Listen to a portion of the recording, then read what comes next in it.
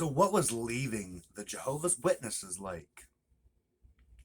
They would say I drifted away from Jehovah.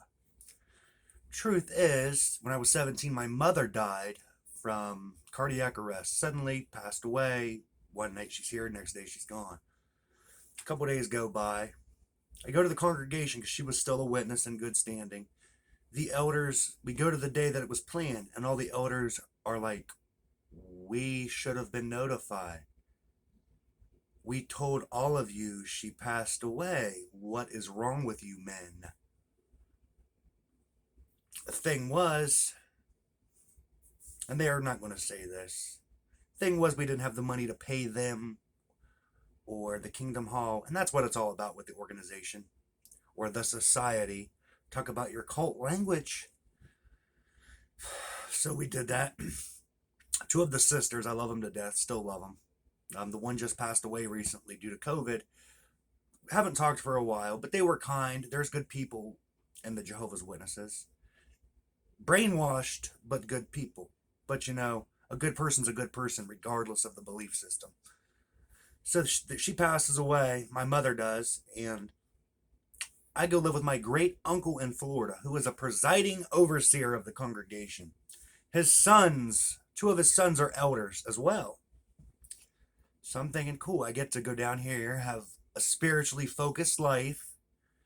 I'll have my great uncle living with him who's a presiding overseer. And I'm like, this man will give me inspiration to serve Jehovah. And it didn't happen that way. I get down there. My great uncle's grandson, my cousin, or such and such, is gay. Openly gay. Flaunts it. He is a pioneer and a ministerial servant. And to make matters work, he's actually dating a brother in another congregation who shares the same Kingdom Hall. You know, the whole morning service, afternoon service kind of thing. I make my great uncle known about it. He's like, oh, okay, we'll take care of it. Never took care of it. Just swept underneath the rug, you know. Nepotism is strong with the Jehovah's Witnesses. So I'm sitting there thinking, what is going on? So we go to a book sale, you know. Probably shouldn't have, but my great uncle and great aunt take me and have a wonderful time. I like to read. I have books. I mean, I read the Society's books, you know. Draw Close to Jehovah. That was real popular then. The Watchtowers, the Awakes. I study them. I enjoy them. So I get these books, novels. I got a bunch of Star Wars books. I love Star Wars. So I'm reading them, and my great uncle notices it. He's like, you know that's classified as sorcery, right? If you continue to read Star Wars books, you know, people might start to drift away from you. And in my head, I'm thinking that he just threatened me. He did. I mean, it was a threat. Thinly veiled, but still a threat. See, they use emotional tug of war in the congregation to keep you loyal. Loyalty and money are the two biggest things for them. So I'm sitting there scratching my head. I'm like, how is Star Wars sorcery? Because the Force, I guess, and, you know, moving objects with your mind. I don't see how the biblical literalist cult has anything to do with Star Wars, but they did. They'll say it doesn't. They'll say, oh, we love Marvel. I actually had somebody comment that the other day. Oh, my family are Jehovah's Witnesses, and we love Marvel. We love Star Wars. And I'm thinking, probably because you're not doing exactly what the governing body wants you to do. Isn't that nice of you?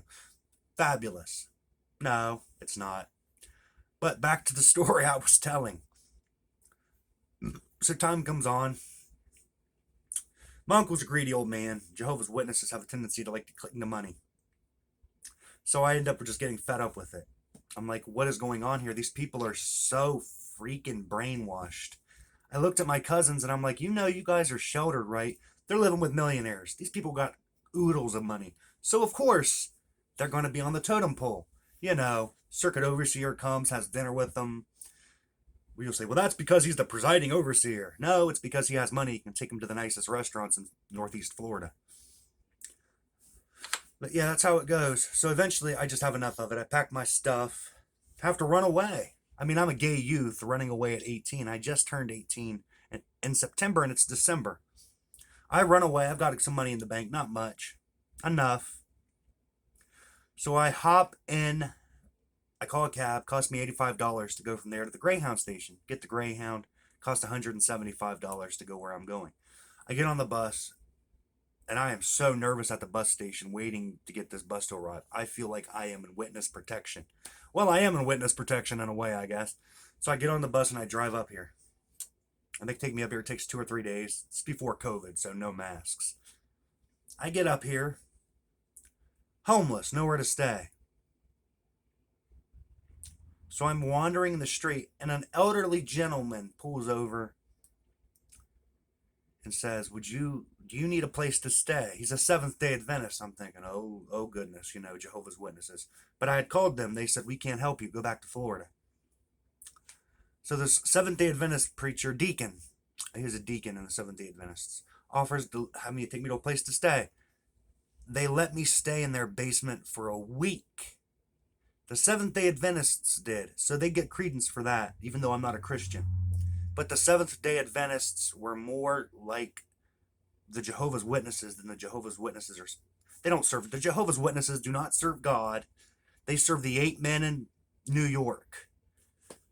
But I stayed in that basement for a few days. Still talk to that man every now and then. He knows I'm not a Christian anymore. Love him to death. He's a good person. But he's actually Christ-like. Go figure.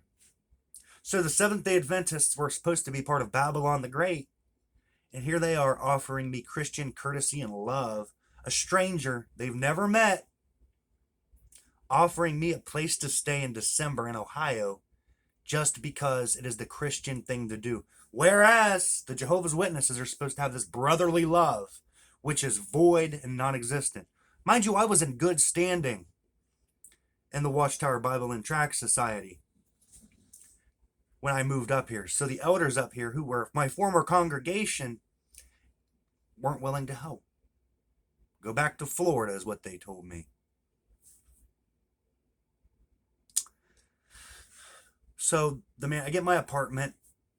I do all these things. I get my apartment. I had a little bit of money, so I was able to get something really run down with rats, but it is what it is. It's poverty. I get this apartment. Things are going great. I write my uncle a letter. I'm good. Blah, blah, blah, blah.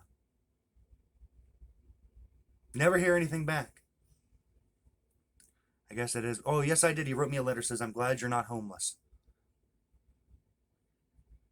Make sure to get in good with Jehovah and continue to go to meetings. Really? Y'all just ripped me off. Y'all just ripped me off a bit of money because I worked for his company and they never paid that final paycheck. So there's that. But so I go to the Kingdom Hall. A couple days, weeks later, I don't remember. I go to the Kingdom Hall and nobody's talking to me. I'm like, what is going on? I mean, I'm not disfellowshipped or anything like that. They're just skittish because I haven't been to a meeting in 3 months, 4 months. One of the elders walks up to me up here, and he's like, me and a couple of the other elders, we need to talk to you after the meeting. So I'm like, okay. So I left like 10 minutes early because it ain't none of their bloody business what I do with my life. So I move, get a different apartment altogether, live in a different part of town. Couple months later, knocking on my front door. I go outside and there are 2 elders standing at my front door. I'm thinking, what is going on here? I go out, I say I'm busy. I'll talk to you guys later. I'll call you, whatever. They leave. It's probably good because I had my boyfriend there at the time and it was really none of their business. But yeah, so they leave. They go. I don't see them for a while. I go to one of the meetings. I'm like, why not? And every word they say during the speech, the speaker says on Sunday, everything I read in the Watchtower just sounds like blatant, abhorrent lies. I've been reading, mind you, this whole time, I've been going to the library, reading massive amount of books. Books on the Bible, books on science, books on philosophy. I am a sponge for knowledge because all this stuff was like pulled back from me when I was a Jehovah's Witness. They don't want you reading outside literature. There's no way they want you to read books on science either. It's just goes against the governing body. They speak directly for Jehovah. Yeah, it was just absurd. But there's going to be a part 2. I will feel free to subscribe if you want to look at the rest of my videos, and there will definitely be a part 2 coming up very soon.